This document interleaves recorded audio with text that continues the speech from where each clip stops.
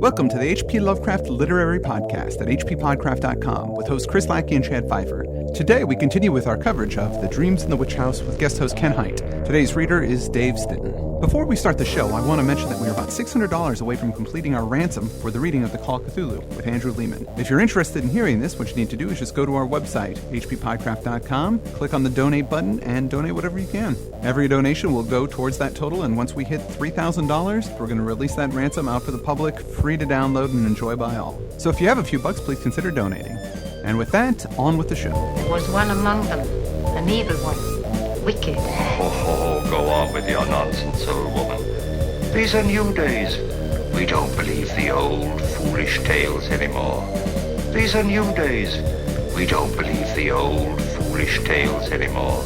You do not believe? Look there. hppodcraft.com.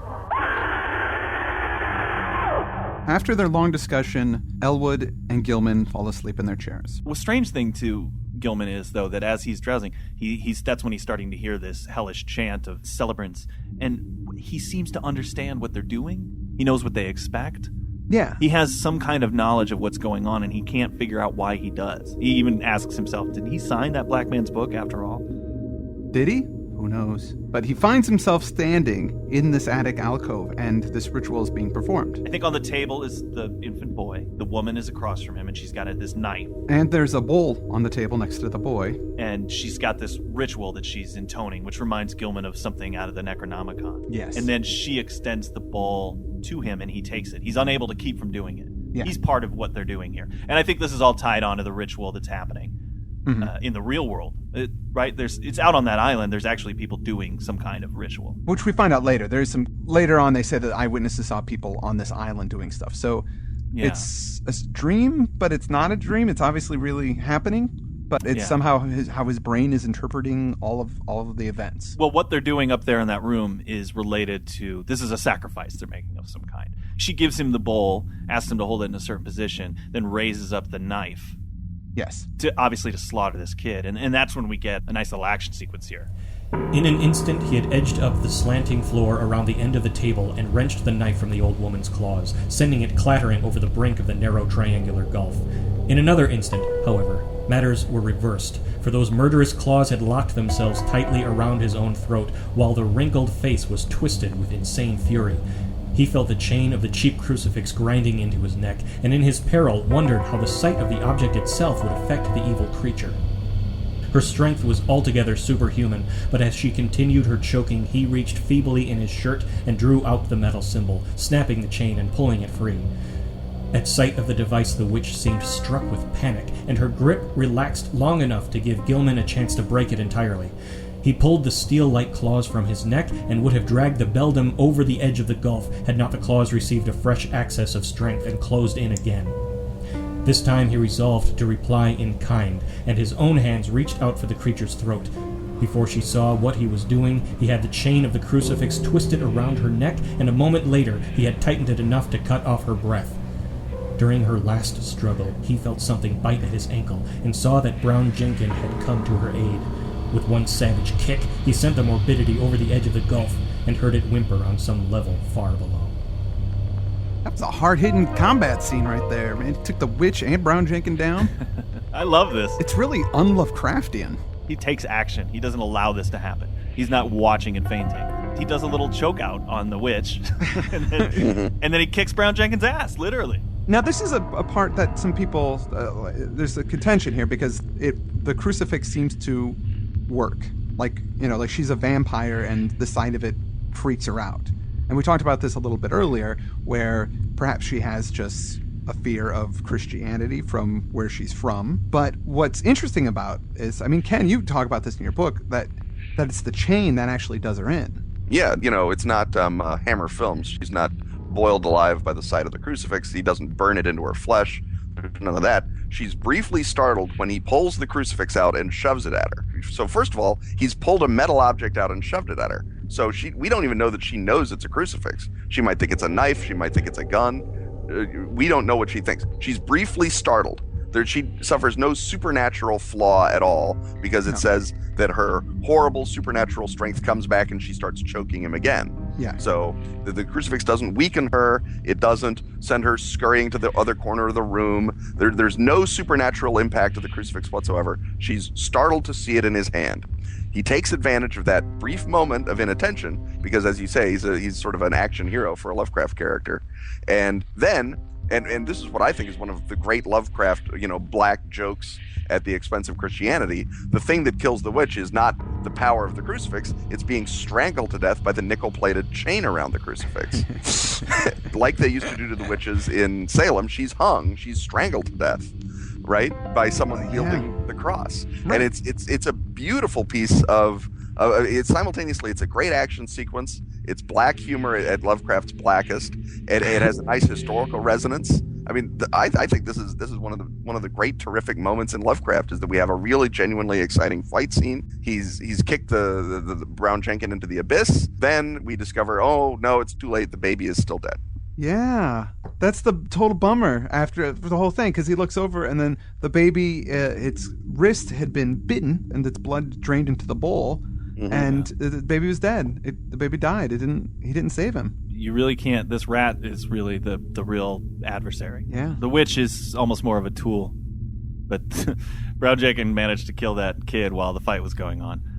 And it's really too bad. Do you think, maybe it's a stupid idea, but I thought maybe the angles of the crucifix would disturb Keziah in some way. I mean, they are at right angles to each other. Maybe that in this place where strange non-Euclidean angles sort of reign, you don't want to bring something so normal. And Frank Belknap Long in The Space Eaters, which came out, I think, in 1928, which is right around, I mean, Lovecraft writes this in 31, but he would have read Space Eaters, obviously.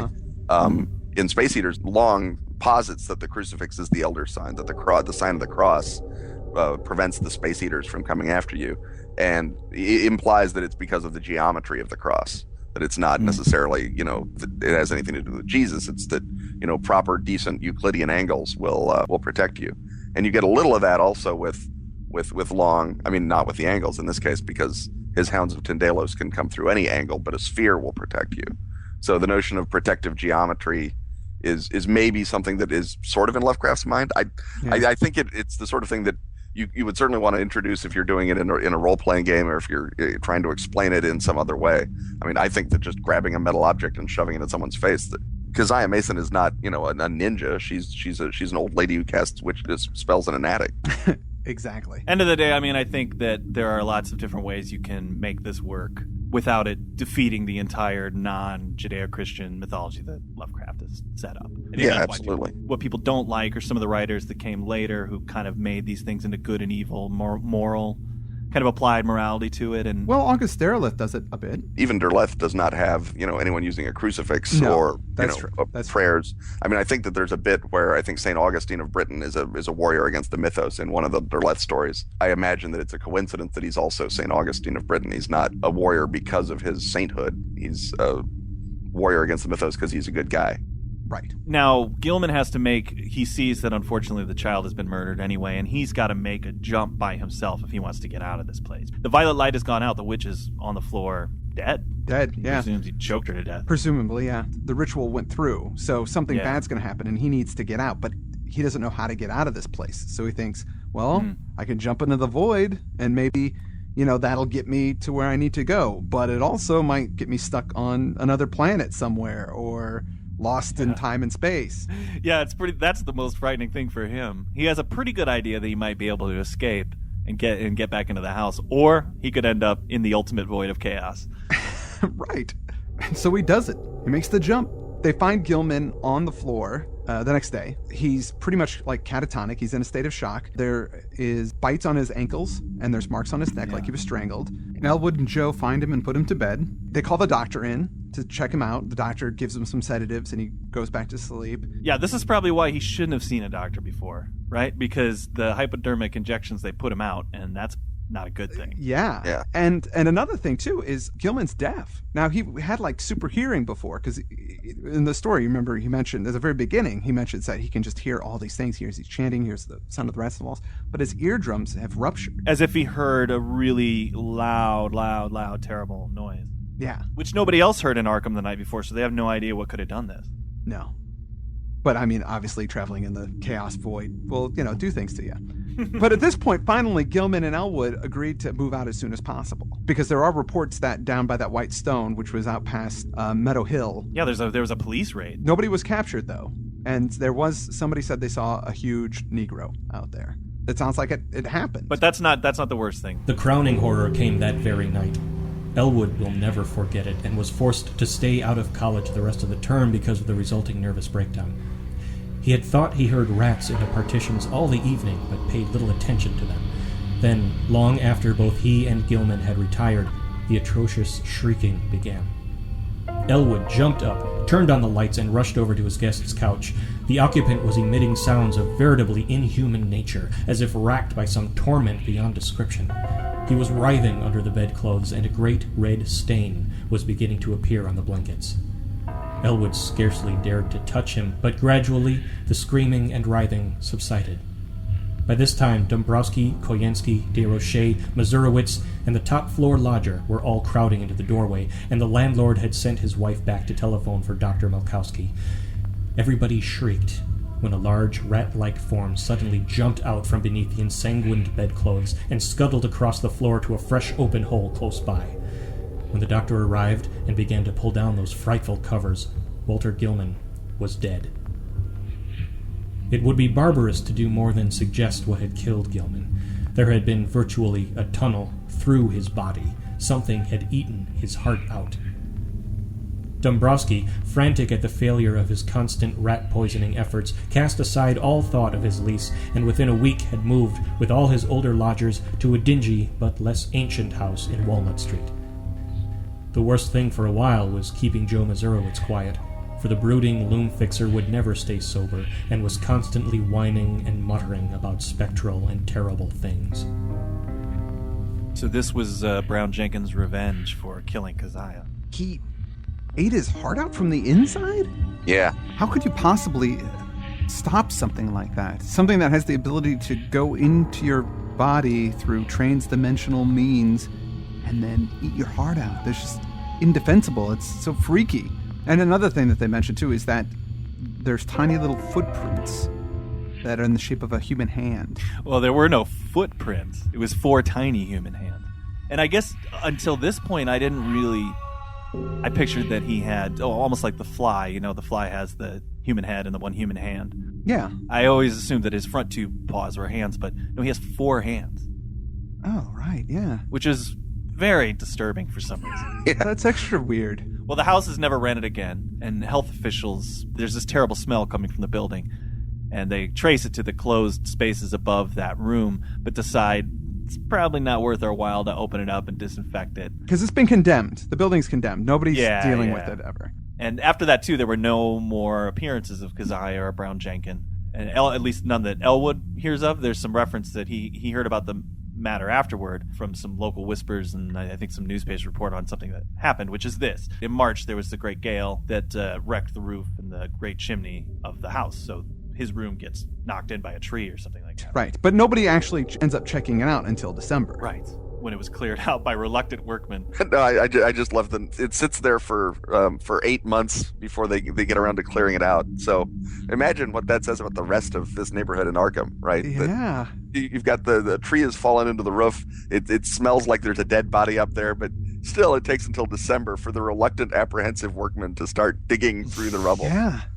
I mean, frankly, if I was, a workman and they said, yeah, you're going to go dig through the rubble of that place where the tree smashed it in March that smells like dead bodies, I'd be reluctant and apprehensive. Well, I mean, I think what it says about it, what to me is what I got out of it, is that it took that long before they found anybody that would be willing to actually go up and do it. Yeah, that's what I thought too. That house is so cursed that any of the neighbor or any of the people that lived around there, the workmen, just wouldn't do it. They're just like, forget it. I'm not going up there. I'm not going up there. And finally they found some guys that go, well, I guess nothing's happened yet, so it's probably safe. I'll go up there now. No rat guys have jumped out of there in the last few months. What they find up there is some bones, badly crushed and splintered, but human, definitely human bones. Which is puzzling. And also the fact that the bones belong to a small child. Mm-hmm. And there were some brownish clothes, undersized, that maybe belonged to a female of advanced years. And lots of rat bones. And lots of rat bones that had marks in them, gnawed marks of small fangs.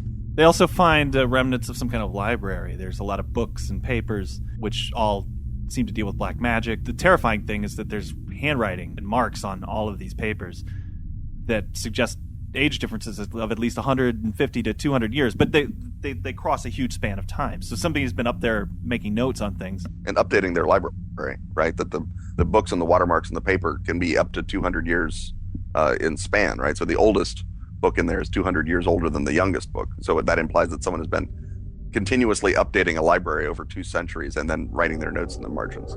And the writing's the same the whole time, so it's pretty crazy. They find, don't they find another elder thing? What is it, a statue or a... Well, the bowl is made of the strange material, too, and it's got hieroglyphics on it. Right, they find some kind of idol or something, though, I think. Yeah, they find a bluish stone idol made a badly damaged monstrosity, plainly resembling the strange image which Gilman gave to the College Museum, save that it is larger and possessed of a singularly angled pedestal with undecipherable hieroglyphics. And remember, this is now March of 1931. The expedition from Antarctica is coming back, and so it excites several Miskatonic professors profoundly when they find the idol of the elder thing in that attic. Yeah. Well, that is not all that they find up there, which is strange. In the midst of this debris, wedged between a fallen plank and a cluster of cemented bricks from the ruined chimney, was an object destined to cause more bafflement, veiled fright, and openly superstitious talk in Arkham than anything else discovered in the haunted and accursed building. This object was the partly crushed skeleton of a huge, diseased rat, whose abnormalities of form are still a topic of debate and source of singular reticence among the members of Miskatonic's Department of Comparative Anatomy. Very little concerning this skeleton has leaked out, but the workmen who found it whisper in shocked tones about the long, brownish hairs with which it was associated. The bones of the tiny paws, it is rumored, imply prehensile characteristics more typical of a diminutive monkey than of a rat, while the small skull, with its savage yellow fangs, is of the utmost anomalousness, appearing from certain angles like a miniature, monstrously degraded parody of a human skull. The workmen crossed themselves in fright when they came upon this blasphemy, but later burned candles of gratitude in St. Stanislaus Church because of the shrill, ghostly tittering they felt they would never hear again. And that's the end of the story. That's the end of the story. I was a little I found this curious because it's obviously it's supposed to be the body of Brown Jenkin. What happened? How did he meet his end? I think that Brown Jenkin dies when the chimney collapses in the gale, right? Because it says that his body is found crushed under those bricks. Oh, okay.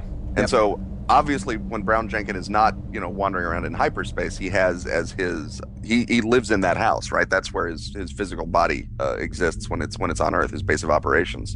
Yeah. It's just the good luck that he happens to be up in the attic when the gale hits, and he's crushed by all those falling blocks. I see. Yeah. Okay. So then finally there is a bit of cosmic justice, sort of, but a little, kind of a day late and a dollar short, really. Or he took, maybe he, after Keziah was done in, then he really had no reason to be around there anymore. So maybe he just left the body behind and somehow traveled somewhere else. That's a definite possibility too. This is one of those stories that I loved it when I was younger. When I recently reread it, I kind of was disappointed in it. And then when I started doing my notes on it, I fell back in love with it again. I wrote as my note here, when I read this first, I liked it. Reading again, didn't care for it other than for its atmosphere. And doing notes and talking it over, I liked it again. I love this story because I love the sort of the crazy physics of it. I love the meta story that it's part of. I mean, that for me is one of the real trippy parts of Lovecraft. That and the notion of primordial intelligences like Cthulhu or like the Elder Things is the other really great thing to me. But I love the way that Lovecraft is taking at that time really cutting edge physics and writing ghost stories about it. I mean, that's just phenomenal to imagine that someone is doing that. I mean, no one is certainly doing that now with cutting edge physics. No one is doing ghost stories about superstring theory. Oh, really? I thought there was a lot of superstring theory in Twilight. Well, that's a vampire story, right. Chad. That is not a ghost story. Oh, sorry. Duh. No, Chad believes that Jacob is actually dead and it's a ghost of a werewolf. What? But if you read it right, that's how you understand it. Ken, we'll definitely have to have you on our Twilight podcast that we're starting. That's right. Yes, the Twicast. Oh, no. Oh, God, that's horrific. You did hit on one of my greatest fears, which is the ghost of a werewolf. Oh, hey, do you remember that is actually a Lovecraft story? He did it as a team-up. Oh, yeah. What is that? It's the one he did with Eddie, Mm-hmm. the Ghost Eater. Oh, right. That's right. Yeah, the Ghost Eater's got a ghost werewolf. It's got a ghost werewolf in it. I don't even like thinking about it. I know, it's pretty scary. Well, some background on this story. It was written in February of 1932 and got published in Weird Tales in July 1933. The working title of it was The Dreams of Walter Gilman, but Witch House sounds way cooler than Walter Gilman. Lovecraft wrote in a correspondence that he sent it to Derleth, and Derleth thought it wasn't a good story. But this is what Lovecraft says. He says, Derleth didn't say it was unsaleable. In fact, he rather thought it would sell. He said it was a poor story, which is entirely different, a much more lamentably important thing. Lovecraft responded to Derleth, your reaction to my poor Dreams in the Witch House is in kind about what I expected, although I hardly thought the miserable mess was quite as bad as you found it.